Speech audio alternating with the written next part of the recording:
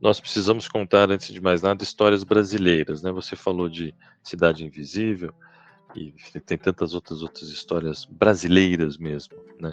Tem heróis, histórias, seja na literatura, seja na vida real, seja na cabeça das pessoas, na vida das pessoas, que a gente desconhece, nunca ninguém contou, né? Então a pergunta quem contou é não, ninguém contou até agora. Então precisa contar. Então, antes de mais nada, precisa contar a história brasileira. Estamos começando mais um Quem Contou. Meu nome é Ricardo Guzmão. E o meu Jamile César. Chegamos ao nosso 7º episódio. E para quem ainda não segue a gente no Instagram, sigam lá quem.contou. E por falar em Instagram, esse é mais um episódio que conta com o apoio da roteirista Gabi Castro.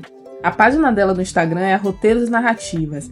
É uma página cheia de conteúdo interessante para quem curte ficar por dentro do que rola no audiovisual. E para quem tem interesse sobre as personalidades das mais variadas artes, figuras como Frida Kahlo, Machado de Assis, entre outros, a gente recomenda a página da bacharel em cinema e assistente de produção Juliana Barifouzi. É só seguir Personalidades da Arte no Instagram, o link também vai estar na descrição. E hoje a gente vai entrevistar o Zico Góes, diretor de desenvolvimento na Star Plus e ex-diretor de conteúdo da MTV Brasil. Olha, pessoal da MTV, vergonha na cara, vamos começar de novo e bota essa porra pra funcionar direito pra gente cantar certo com essa porra. Respeito! Então, começando, você poderia se apresentar para a gente, falar rapidamente sobre si, e aí a gente começa a aprofundar mais um pouco nas perguntas. Beleza.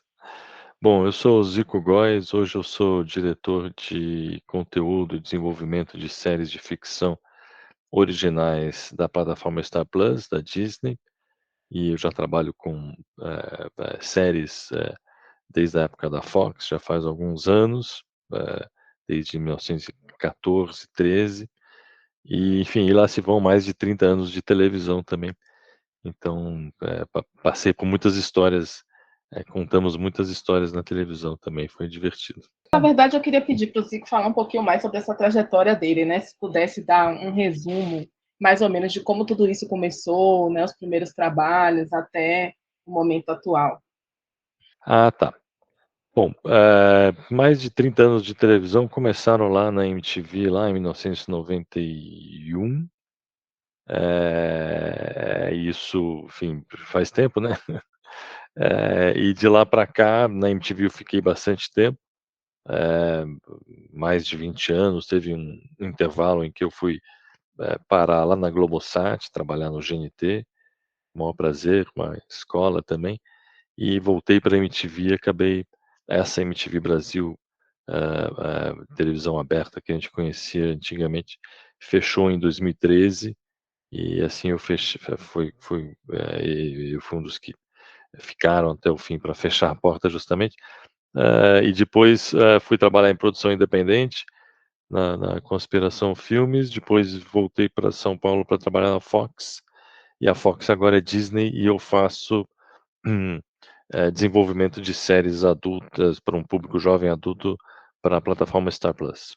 Zico, uma coisa que a gente até estava conversando aqui nos bastidores antes de começar foi sobre como eu estava empolgada. Essa era uma das entrevistas que a gente ia fazer aqui, uma das edições do podcast mais empolgantes, para mim, principalmente, que considero que faço parte de uma geração MTV, porque a MTV teve um papel muito importante na minha vida e de vários amigos. Que legal. Aqui em Salvador, ela não começou no mesmo período que ela surgiu no Brasil, demorou um pouco mais para começar a chegar nas nossas casas. Mas foi algo que fez bastante diferença. E eu queria te perguntar, assim, como foi trabalhar, né, na MTV, como é saber, em certa medida, que esse trabalho influenciou a vida de muitas pessoas, muitos jovens. Bom, primeiro interessante é dizer que a gente só ficou sabendo disso depois que acabou. Na verdade a gente não sabia, a gente fazia aquelas coisas lá e só depois que se dava conta que aquilo tinha alguma repercussão. Era um pouco, esse era o espírito um pouco de alguma maneira. Isso resume um pouco o que foi trabalhar na MTV como lugar que podia experimentar e era de alguma maneira pioneiro, lançou um monte de coisa pré-internet que hoje se faz na internet, ou conceitos até, não só coisas ou pessoas ou quadros ou ideias, mas conceitos. Isso foi muito interessante, trabalhar num lugar em que você podia desenvolver conceitos, mesmo que você não soubesse que você estava desenvolvendo conceitos. Então isso foi muito gratificante, de alguma maneira. Quanto a saber, que isso, de alguma maneira, influenciou bastante gente, a gente foi se dando conta de fato mais para frente, né. Acho que, enfim, todos que ali trabalharam, no começo talvez, houve um boom, principalmente para aqueles que apresentavam a MTV e tudo. Isso realmente, tinha uma repercussão muito grande. Mas isso de ter esse senso de responsabilidade de que a gente mudou a sua vida ou influenciou a sua vida de alguma maneira, a gente não tinha não. E você acha que isso de alguma forma não tem relação também com o fato de que a MTV chegou primeiro e, em certa medida, a internet, né, as redes sociais chegaram depois, então a ausência desse feedback, eu fico pensando, será que não tem um pouco a ver também com isso? Que hoje em dia tudo parece que passa muito pelas redes sociais, né? Eu fiquei imaginando se a MTV fosse hoje, tivesse algo no crivo das redes sociais e dos cancelamentos ou das repercussões mais, digamos, calientes ou mais, provocativas, às vezes até mais agressivas e tal. Eu não sei como seria. Eu sei que, eh, na época, quase tudo que a MTV fazia tinha uma repercussão positiva entre aqueles jovens que repercutiam. Vai ver que se fosse hoje, um monte de outros jovens repercutiriam mal, não sei, eu duvido que seja assim, mas pode ser, a gente não sabe, avaliar, né. Então, isso que eu falei, a MTV evidentemente ela tinha uma vontade de mudar o mundo, isso sim, isso como missão tinha mesmo, em qualquer aspecto, né, seja do entretenimento, seja da responsabilidade social, mesmo, né. Ela já fazia crítica política, contra tudo isso que a gente está vendo agora, por exemplo, há muito tempo. Então isso sim ela fazia. Mas ela não tinha a dimensão, do estrago que ela estava fazendo. É mais ou menos isso. Antes da gente seguir para as demais questões, ainda sobre esse tema, né, isso que você está falando, eu estava pensando aqui quando você coloca, né, tanto a repercussão positiva quanto a possivelmente negativa nas redes sociais. Então, eu Uhum, estava me lembrando de alguns programas que passavam na MTV e que uhum, hoje talvez tivessem, né, muita discussão em torno deles, como hum, Piores Clipes, por exemplo, que era um programa bem livre e era uma das características que pelo menos eu e boa parte das pessoas que eu conheço achava legal da MTV, que era essa possibilidade, dessa liberdade para falar sobre várias coisas. E antes de seguir, eu queria te perguntar, eu queria que você falasse assim para o pessoal o que exatamente você fazia na MTV. Então, assim, para a gente ter uma noção daquilo que a gente via na TV, o que era influência do Zico. O que eu fazia, o que eu, enfim, fui fazendo, eu já fiz muita coisa, já escrevi, programa, mas o que eu fazia grade de programação, mas o que eu fazia, o que a equipe da MTV de gestão de conteúdo fazia, era determinar a cada ano que programas seriam feitos, eh programas novos ou programas já recorrentes, né, essa era a missão em relação à programação, né. Programação no sentido de programar e também produzir programas, né. Então, junto com a Cris Lobo, durante muito tempo, nós fazíamos isso, que era, programar e produzir, o que ia para o ar. Não éramos nós que fazíamos os programas, nem escrevíamos os programas. Éramos nós que liderávamos uma turma que fazia tudo isso, de uma maneira bastante orgânica, integrada, e tal. Decisões como, que programas, que nomes, que frequência, que VJ, que dinheiro, de que maneira será produzido, enfim, como, onde, quando, enfim, tudo isso são decisões que se tomam, e se tomaram, né, durante esse tempo todo, principalmente no que diz respeito ao meu trabalho, o trabalho da Cris Lobo, que era esse trabalho de, enfim, ordenar, liderar essa área de programação e produção. Tinham outras áreas da MTV, como a área artística, por exemplo, liderada pela Anna Butler, que tratava dos artistas e da relação com as gravadoras, e daí também, de alguma maneira, lidava mais com os shows e com os videoclipes. Enfim, uma gestão de um canal bastante espalhada, enfim. Você também publicou um livro, não foi?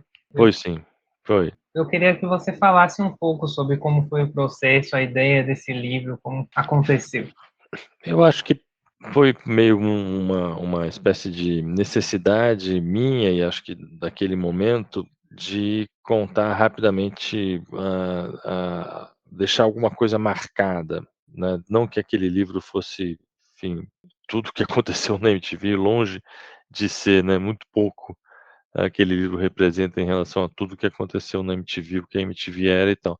Mas era uma visão de um ponto, que trazia conceitos, interessantes sobre televisão também, então tinha em mente um pouco alunos com quem eu já tratava e tal.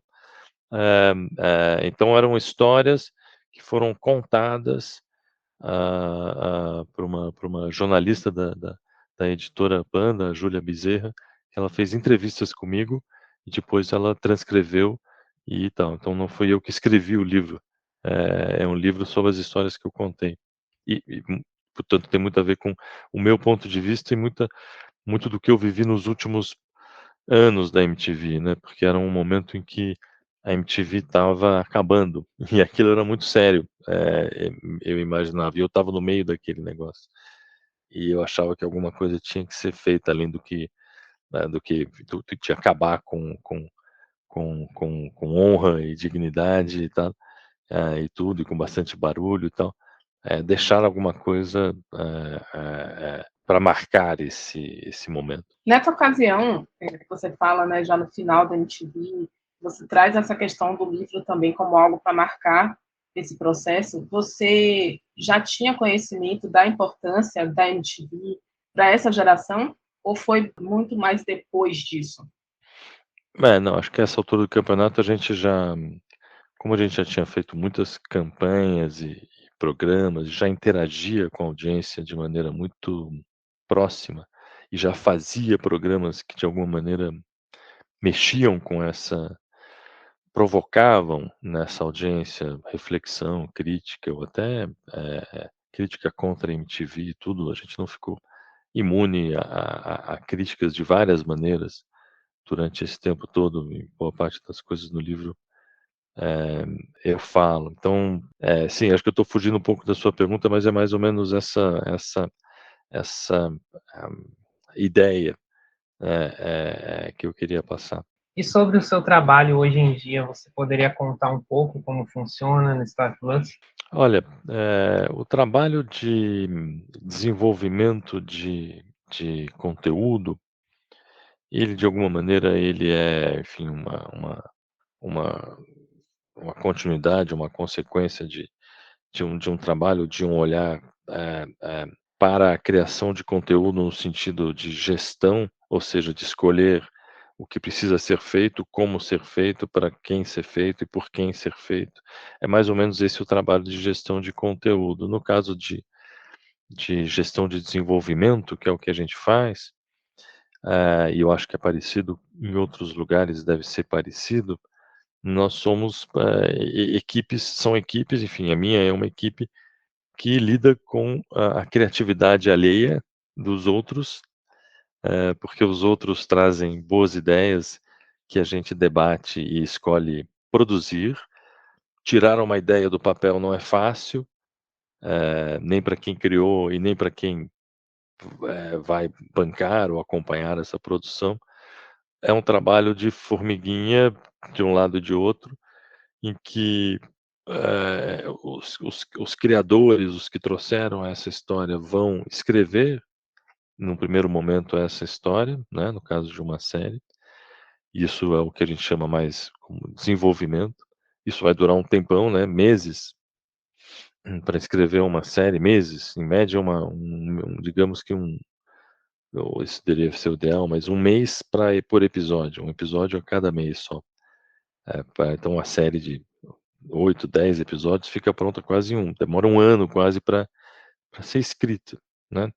É natural que seja assim. Esse processo é o processo em que eu e a equipe, trabalhamos junto com os roteiristas e diretores, afinando passo a passo dos roteiros da história. Não somos nós que escrevemos, somos nós que olhamos e balanceamos e criticamos à luz da expertise que a gente tem de contar história, né. Então esse é um processo, a várias mãos, né, e que demora mais ou menos esse tempo. E depois, uma vez, esse processo continua, aí já nas fases de pré-produção, de escolhas de elenco e enfim, locação e etc, figurino, enfim, tudo isso passa pelo nosso crivo. A parte de produção é a parte, mais rápida desse processo, enfim, vai demorar 3, 4 meses para produzir, ou seja, filmar, e às vezes já editando ao mesmo tempo aquela série, e a fase de edição em que a gente começa a receber os episódios, enfim, ainda não prontos, com os primeiros cortes, e a nossa equipe também, atua nessa crítica e até afinar, são várias idas e vindas, o corte final de cada um dos episódios. E esse processo, e aí, enfim, multiplicado por tantas séries quantas estiverem pela frente.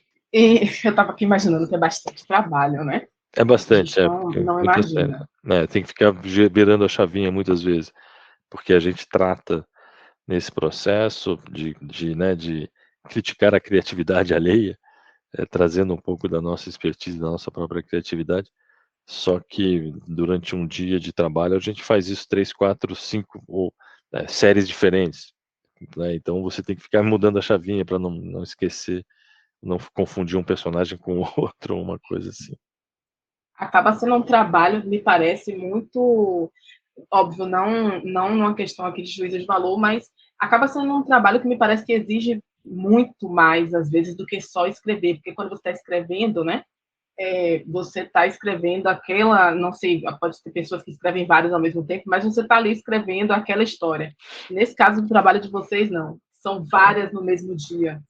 É verdade. Não sei se uma é mais difícil que a outra, mas, eu acho que são etapas necessárias, né, são trabalhos, que vão andando concomitantemente. Então eu acho que pelo menos na nossa experiência, passar por esse processo é necessário, ou seja, não adianta vir com um roteiro pronto, por exemplo.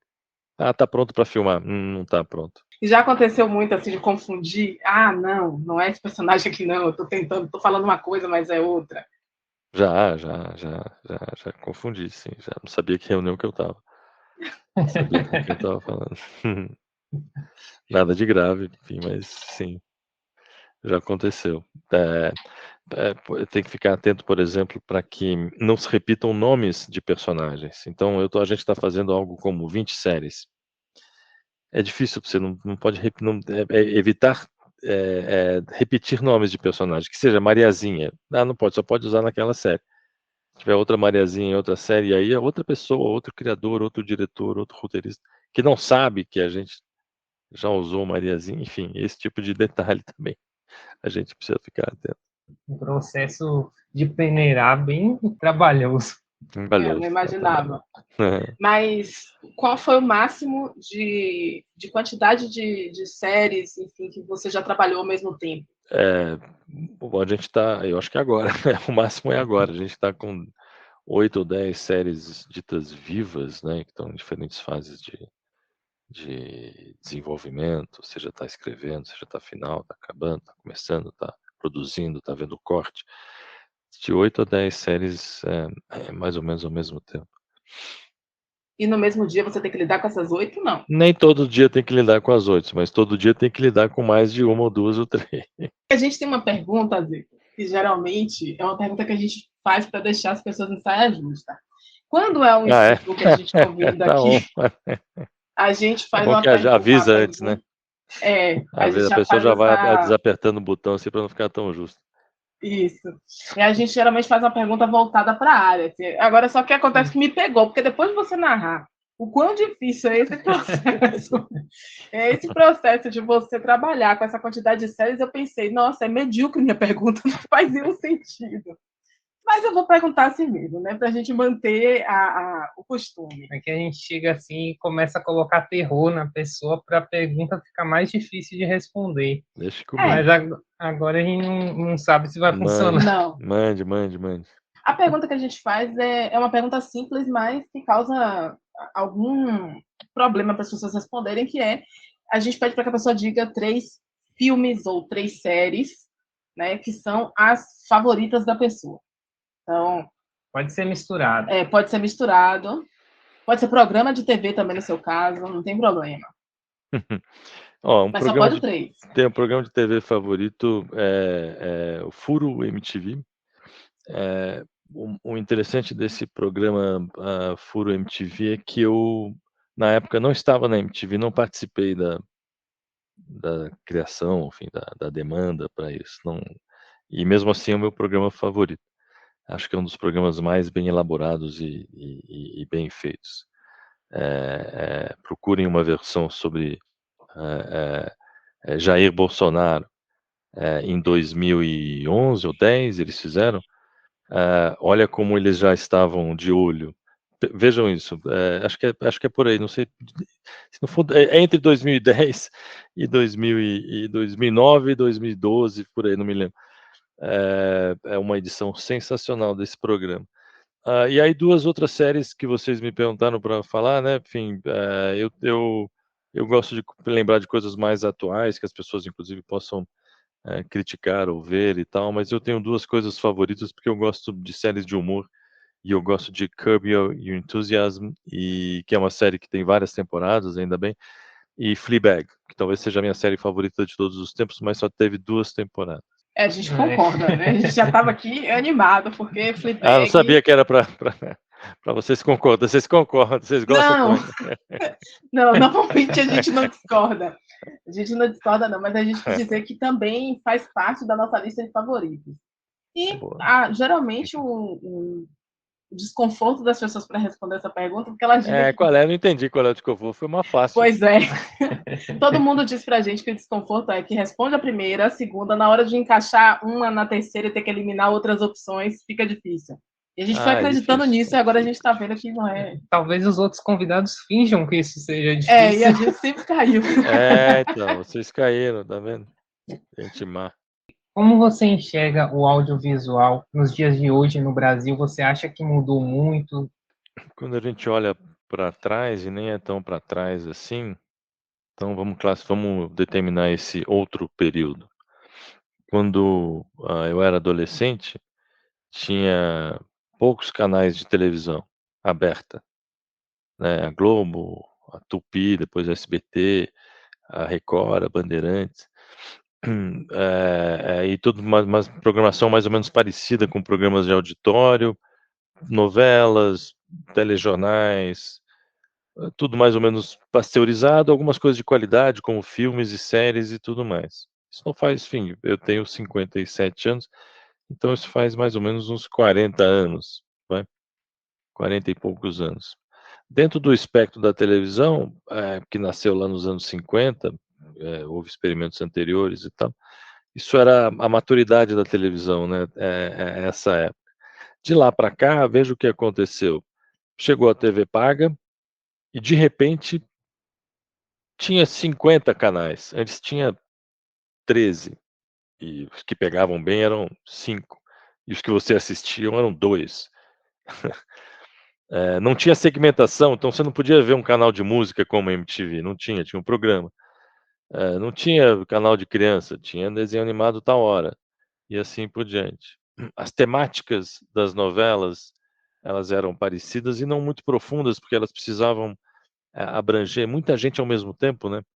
Porque não é que você estava assistindo sozinho, ou você estava assistindo sozinha. Você estava lá assistindo com a sua família, então tinha que ser uma coisa que agradasse a pessoas diferentes. A TV paga trouxe uma diferença grande. trouxe diversidade, trouxe histórias diferentes e trouxe segmentação. Você podia ver um canal só de música ou de futebol.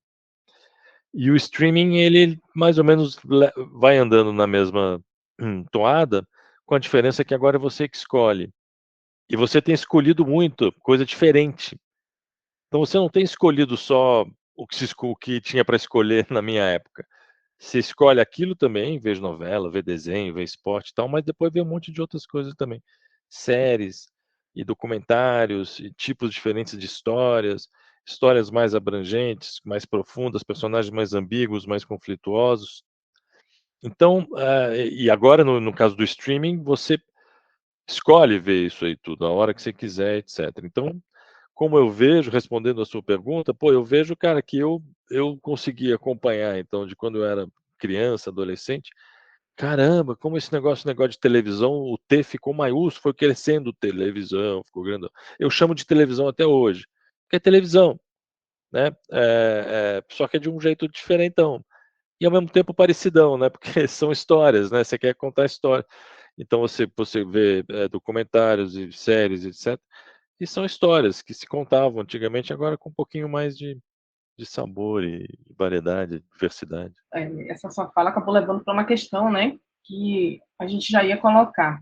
E eu acho que ela acaba respondendo, mas talvez fosse bom você complementar, que é o que tem mais chance de ser produzido hoje, né, para quem está tentando escrever, enfim. O que tem mais chance? Só que quando você está falando que hoje em dia se encontra de tudo, a gente já entende que, basicamente, quase tudo tem chance. Mas É, se você quiser complementar mais um pouco, é explicar um mais ou pouco menos mais. isso que eu ia falar mesmo, porque acho que a grande boa notícia, que é uma boa notícia que vem sendo dada já faz um tempo, é que aumentaram-se as ofertas de produto audiovisual, né? Tem mais oferta. Portanto, tem mais gente fazendo isso, né, de alguma maneira, né? Significa que tem mais gente, escritor, produtor, diretor, fazendo coisa que não fazia antes, porque não tinha espaço. Então isso já é a primeira coisa. Então, e tem mais procura, evidentemente, está todo mundo querendo cada vez mais histórias. Dependendo da sua especialidade, você vai levar a sua arte, a sua história para algum lugar. É mais difícil emplacar uma série de ficção do que um reality ou um programa documental.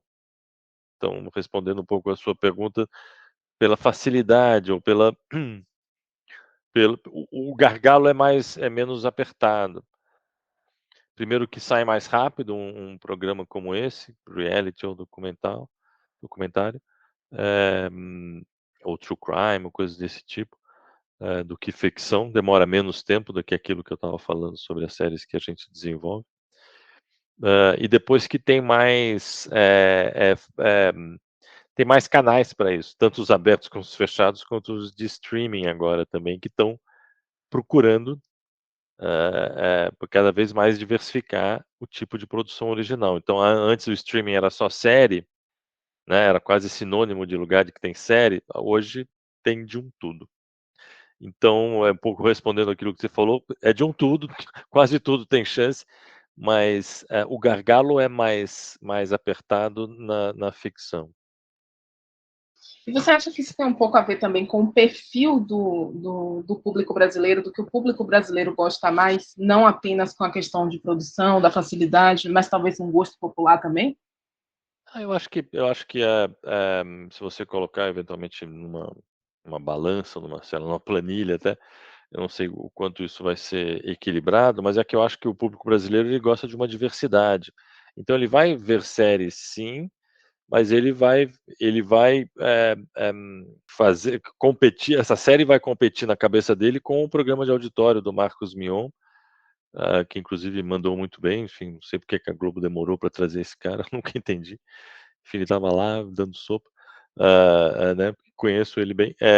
Então ele vai dividir, vou ver série, vou ver o Marcos Mion, vou ver o Jornal Nacional, vou ver a Globo News, vou ver o GNT, vou ver outra série. Então, eu acho que isso diz respeito, ao brasileiro estar acostumado a ver um pouco a consumir um monte de coisas diversas, ou querer sempre diversidade, né, vai continuar vendo ficção, em formato de novela ou de série ou de filme, mas vai continuar querendo ver um reality diferente, uma competição, um documentário, um true crime, ah, enfim, séries de todos os tipos, programas inclusive os programas de auditório, de calouro, né, enfim, isso ainda tá vivo. Não, eu queria comentar que hoje em dia me parece que tem também a facilidade de que não há necessidade de, por exemplo, esses programas eles não estão sendo exibidos nos mesmos horários, então a pessoa pode, né, com o stream,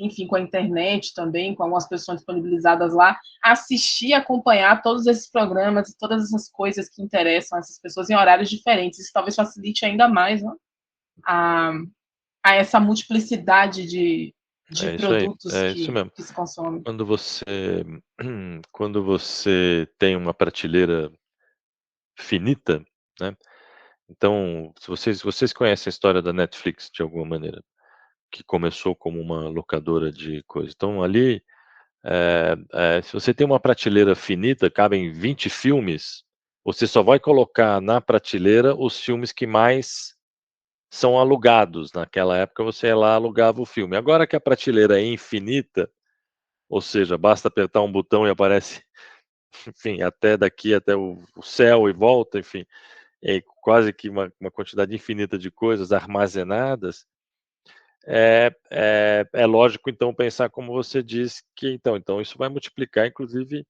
quantidade de coisas que vão ter que ser feitas para alimentar isso, essa cadeia. Então, eu vou querer consumir mais porque tá fácil. Antes eu só podia consumir 20, agora eu consigo consumir 20 milhões. Então, avidamente eu quero acabar uma série de uma vez para poder passar para outra série, para poder ver o documentário, para depois ver o programa de auditório, para ver o reality, depois ver tudo de novo, depois começar. Então isso, como está tudo no infinito, né, não tem uma prateleira, não tem uma grade de 24 horas. 24 horas só cabe 24 horas. No streaming cabe 24 milhões de 24 horas. Então, de fato, você tem uma oferta e uma possibilidade muito maior, infinitamente maior. Você acha que ainda tem muito preconceito do público brasileiro com produção nacional? É uma boa pergunta, porque me parece que é uma pergunta que reflete um pouco o ânimo da audiência brasileira em relação à produção brasileira.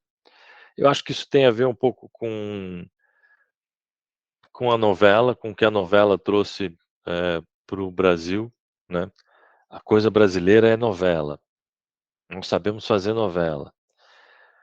Se for fazer outra coisa é porque a gente está imitando. De alguma maneira tem razão até. Imitou-se ou imita-se ainda muito, enfim, o audiovisual americano, principalmente nas séries e tal, mas eu acho que tem um pouco dessa percepção.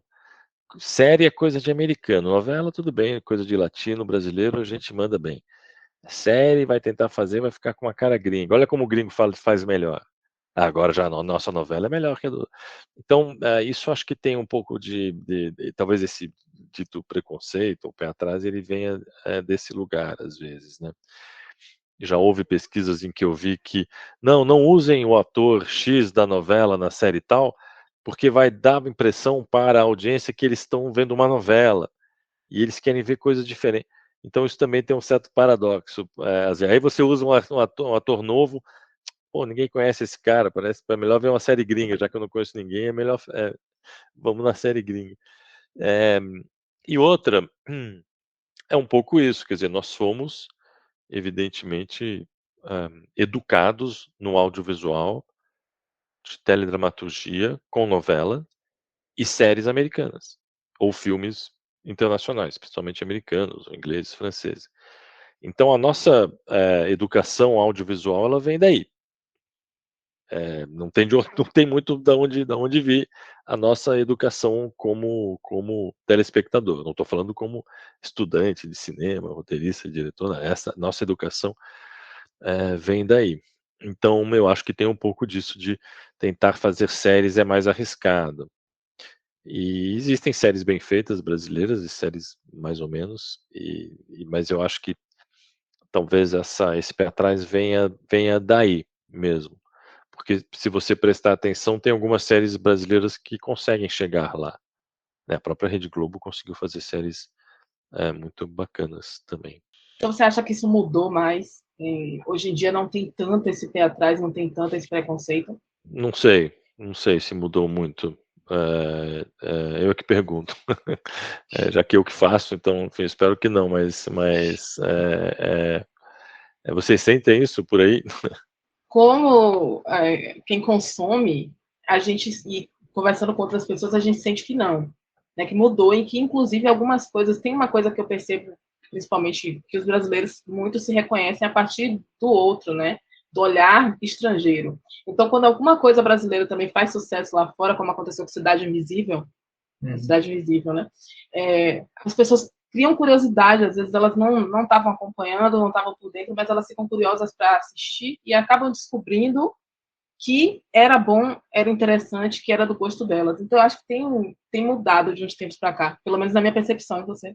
Eu acho que ainda tem muito preconceito, mas também tem bastante gente assistindo. E antes eu não via tanto. Eu acho que as pessoas Uhum, consumiam muito mais coisa internacional. Eu acho que hoje uhum.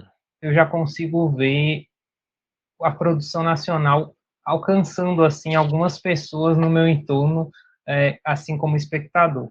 Boa. Eu acho que isso é um processo que, vamos combinar, que começou tarde, né, desde quando a gente ouve falar de séries mesmo brasileiras, tirando aquelas que a Rede Globo eventualmente tenha feito e tal. Isso é dos anos 2000 e começo dos anos 2000, em primeira década de anos 2000, ou seja, faz 10 anos, né, 12 anos, 13 anos que isso de alguma maneira começou pouco a pouco. Então o mercado brasileiro, ele percebe que tem sim uma vontade de consumir, que tem uma preferência pelo produto internacional, não só pelo costume e pelo volume, né, então para cada uma série brasileira tem 50 séries, gringas para competir. Então, é mais difícil até de divulgar, de fazer o boca a boca e etcétera. Então, acho que isso em qualquer área, o preconceito ele às vezes vem, e muitas vezes vem da ignorância, né, aliás, qualquer preconceito vem da ignorância, de não saber, né, porque não vou nem ver, nem vi, nem ouvi falar, nem nada. Fiquei vendo Fleabag e Curb Your Enthusiasm, tá vendo? Eu não vi nada. Então, durma-se com um barulho desse. Então, eu acho que é por aí também, entendeu? Então eu espero que também, isso mude, porque tem se feito no Brasil muito boa coisa, eh, tem roteiristas e criadores muito, muito originais e criativos e especiais e brasileiros, que vão contar histórias boas, que serão bem produzidas, seja naquele canal, naquela plataforma. Então isso talvez mude essa percepção, né. Até porque essas plataformas, elas eventualmente acho que vão acabar sendo predominantes em relação à TV aberta de alguma maneira, né. Ou se você tem a opção de não ver a novela, né, se eu tenho a opção de não ver a novela, eu vou ver outra coisa. Então, nós precisamos então educar as pessoas a não ver a não não a não ver a novela, mas até porque vai começar Pantanal daqui a pouco, eu preciso ver. Mas, a ver outras coisas, né. Eu estava pensando, enquanto você estava falando, das pessoas mais velhas também, né, nas gerações anteriores que conviveram muito com a televisão e conviveram com a televisão nesse período que você falou, em que tinham poucos canais e poucas opções. E só tinha televisão, né, não tinha internet, não tinha telefone, Isso. não tinha, então era tudo primitivo, não tinha eletricidade.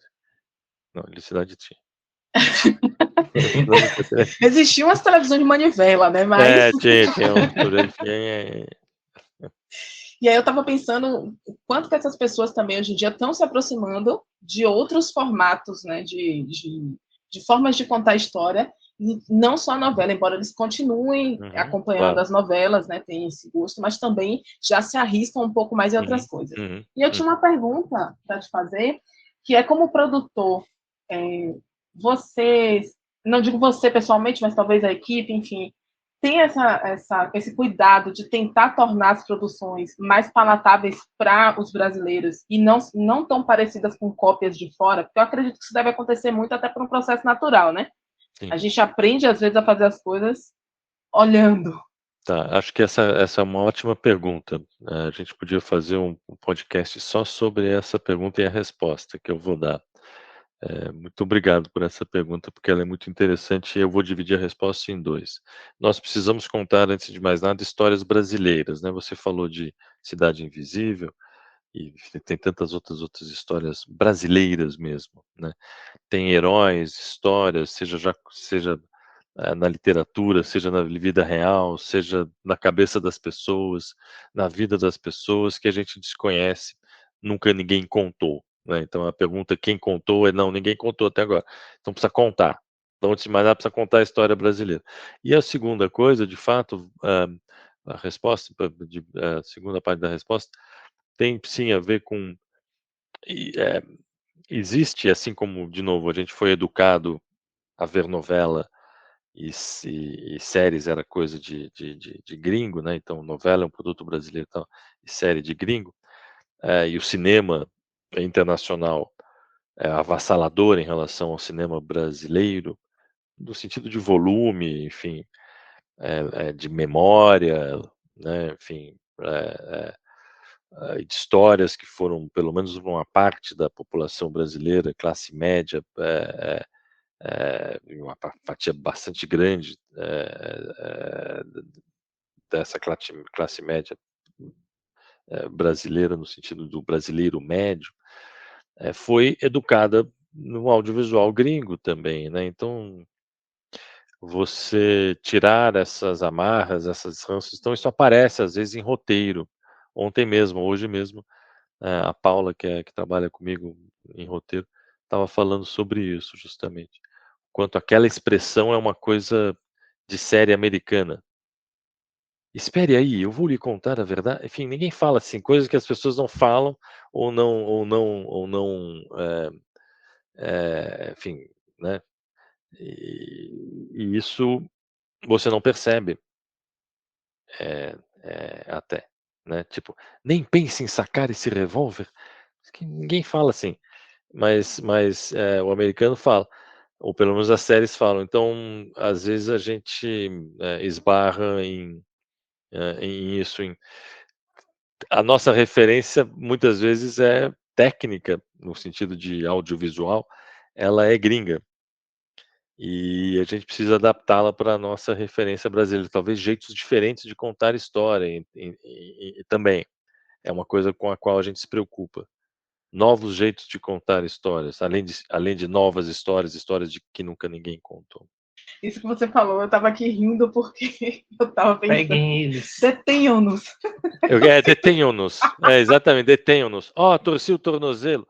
Enfim, várias coisas assim, Ele é um tira. tramas e coisas. Detenham-nos não dá, né? Detenham-nos não Os tem. tiras, enfim. E eu estava pensando uma coisa que incomoda bastante a gente, às vezes, e agora falando de novo, né, como quem consome, como quem assiste, é ver, às vezes, né, algumas falas que não refletem, parece, para a gente, a realidade de duas pessoas conversando mesmo. Isso é uma coisa que incomoda bastante e que a gente também tenta podar muito, né? A gente sempre tenta rever. Até os regionalismos, as expressões como são faladas em determinados lugares. Uhum. Eu acho que são coisas muito legais quando a gente acaba vendo nas obras. E é muito bom saber que existe também esse cuidado, né, de algumas produtoras, alguns produtores, para direcionar as coisas nessa direção.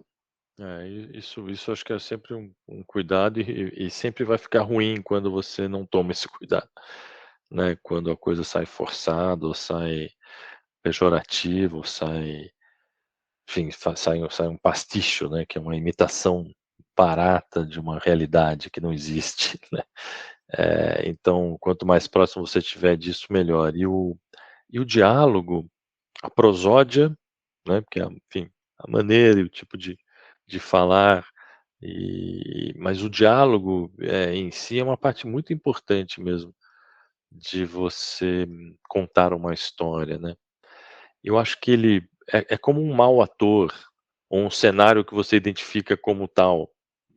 né, aquele livro tudo grudadinho lá de Timokov, você vê que é cenário. Quando você vê que é cenário, quando o ator atua mal, quando o diálogo não é verossímil, você fala: "Pô, não é assim que se fala, ninguém fala assim", e não é nem só o regionalismo tá errado ou sei lá, o que quer que seja, você vai embora da história. Você tá lá prestando atenção na história, daqui a pouco: "Puta, estão querendo me enganar, isso é uma história, eu achei que era", porque você entra na história querendo achar que é verdade, né, porque senão você não sente nada. Você sente pela mocinha, você acha que o cara vai matar mesmo, você fica com raiva, você quer que a história te dê um senso de realidade, né. Quando aparece um mau ator, um cenário capenga, um diálogo mal feito, você sai desse momento, né, e você volta: "Pô, isso aí é só uma droga de uma série". É que a pessoa quer ser enganada, mas ela É não ser quer ser enganado. enganada direito, né? Exato, você matou a pessoa quer ser enganada. E se você, eh bobeia nessa enganação, tá querendo me enganar? Que porcaria é essa? Que diálogo é esse que não quer, né, então não dá. Isso é curioso, porque até para ficção, né, supostamente existe uma liberdade para criar, né, cenários, criar mundos, criar histórias. Ainda assim, é Tem que ser real. necessário obedecer, exato, obedecer algumas regras para que a coisa não fique muito, né, fora, É, muito out. eu acho, é isso, eu acho que sim. A gente queria também te perguntar se você tem algum conselho para dar para pessoas Ah, que querem trabalhar com que audiovisual. susto, que susto, achei que agora e a gente queria também, que a gente faz isso com todos os convidados, queria pedir para você cantar, não sei o quê, vem com Se essa quiser conversinha cantar, mole, já pode sei, parece também. que vem uma coisa meio Mas pode ficar à vontade, se quiser Se cantar, quiser né, de cantar, repente mostrar esse talento gente, a essa é a minha gente musical. grande essa é a a minha gente grande coloca na oportunidade aqui para o abertura. Brasil inteiro. Tá no Fantástico? Vai para o Fantástico, não? Se for para o Fantástico eu quero. Não, a gente ainda não está com esse É, tipo de quem network, né? sabe Quem no sabe um futuro. dia. Agora, Ricardo, você falou que você quer que eu dê um conselho, é isso? Se você tem algum conselho para pessoas que querem se aproximar assim do audiovisual, geralmente as pessoas comentam que é uma área muito fechada. Você tem algum conselho assim de algo que pudesse colaborar nesse processo? Ou até desmistificar também, né? É, Algumas ideias que Sim, as pessoas sim, chegam. sim, sim. Eu acho que tem, acho que com qualquer área, qualquer mercado, qualquer, né, setor, ele tem suas cercas, né, então ele se fecha em si e tal, etc. A vantagem do audiovisual é que também ele é audiovisual, lato sensu, né, então isso que vocês fazem é audiovisual, o que eu faço lá no streaming mas o que se faz no YouTube também, e o que se faz no Instagram e no Facebook e não sei aonde, e na Globo e na Record. Então o audiovisual é tudo isso daí, então tem lugares mais fechados e mais abertos. "Puta, como é que eu faço para emplacar uma série na Star Plus?" Aí eu respondo: "Velho, difícil pra caramba". É difícil, porque imagina quantas séries eu faço 20 séries por ano, digamos, é pouco. Quantas pessoas vocês acham que manda projeto? 500, 600. Então não é um gargalo, então não é que, é entender o que você quer, e o que você entende sobre audiovisual. "Ah, eu quero fazer uma série", é mais difícil. Tá preparado para comer pelas bordas? Vai fazer uma série mais simples, vai fazer no Multishow, vai fazer no GNT, vai fazer num outro canal do YouTube, vai fazer, etc. "Ah, não, mas eu quero fazer um reality". Aí, enfim, o gargalo, como eu falei, talvez seja um pouco, então essas escolhas, essas que têm a ver com as suas habilidades, com os seus sonhos e vontades, né, porque de repente todo mundo quis fazer série. Agora o negócio de série, todo mundo faz série, qualquer um quer fazer série. "Não, mas antes o cara, enfim, cortava grama, agora eu vou fazer série". Enfim, não é bem assim, mas eu recebi muita coisa assim, como se: "Não, pensa no gargalo, não cabe tanta série, é pouca série que tem mais reality". E tal, mas eu quero fazer série". "Pô, mas tem que ser na Star Plus logo a primeira que você faz? Tem que ser na Star Plus, não pode ser em outro lugar?". Enfim, tem que ser em outro lugar para você ganhar músculo, você vai levar porrada, né, então, precisa estar forte, e precisa saber fazer, né, porque é uma expertise, né, não é só algo de uma boa ideia, eu sou um cara criativo e puta, eu sempre quis fazer, eu sou bom pra caralho, eu sei tudo, eu tenho boas ideias. Requer muito trabalho, muita técnica, né, então, em qualquer setor audiovisual. Então a vantagem é que o setor audiovisual ele tá ele é mais abrangente, né. Um canal do YouTube, ele vai te dar músculo, né, dependendo do tipo de história que você quer contar, porque o setor audiovisual, ele é o setor em que se contam histórias. Que história que você quer contar? Puta, eu quero criar um podcast. Pô, podcast. Ah, eu quero fazer uma série. Bom, aí é mais difícil. Quero fazer um reality, quero fazer um programa, quero fazer entrevista, documentário, assim por diante. Então o conselho é identificar, né, o que você quer, hã, participar e ouvir podcasts como o de vocês, por exemplo, porque acho que isso é participar do audiovisual, né. Vocês já estão fazendo audiovisual, então se você participar, você estará mais perto. Então, voltando lá à minha época, puta, eu quero estar mais perto do audiovisual. Pô, tinha que ir lá na Rede Globo, sei lá onde é que é a porra, Record. Eu vou lá fazer o quê? Bater na porta? Hoje você fala com esses caras pela internet, né, hoje você interage com o audiovisual da sua casa, então, estar dentro do audiovisual já é um bom passo, participar de programas ou consumir informação, ou de mercados mesmo, eventos que esse mercado audiovisual costuma ter, aí já para um pessoal mais que já tem o que dizer, né, ou é roteirista, ou é diretor, ou é produtor, para se aproximar dos ditos players, né, sejam os clientes, sejam os produtores, ou seja, esse conjunto de pessoas que vai realizar e levar a sua ideia para algum lugar, vai virar um canal no YouTube, vai virar uma série, vai virar um programa, e assim por diante. É isso, Zico. Muito obrigado por ter aceito o convite de falar com a gente. Eu é que agradeço, parabéns pelo podcast, parabéns pelas perguntas também, porque acho que coloca na roda o assunto de uma maneira muito interessante. Obrigada, a gente queria agradecer, né, os elogios e agradecer também a confiança, né, de vir aqui bater esse papo com a gente durante esse tempo, um projeto que está começando, então, de certa forma, é necessário, né, dar um pouco de confiança também para doar esse tempo para a gente, então a gente quer agradecer muito por isso.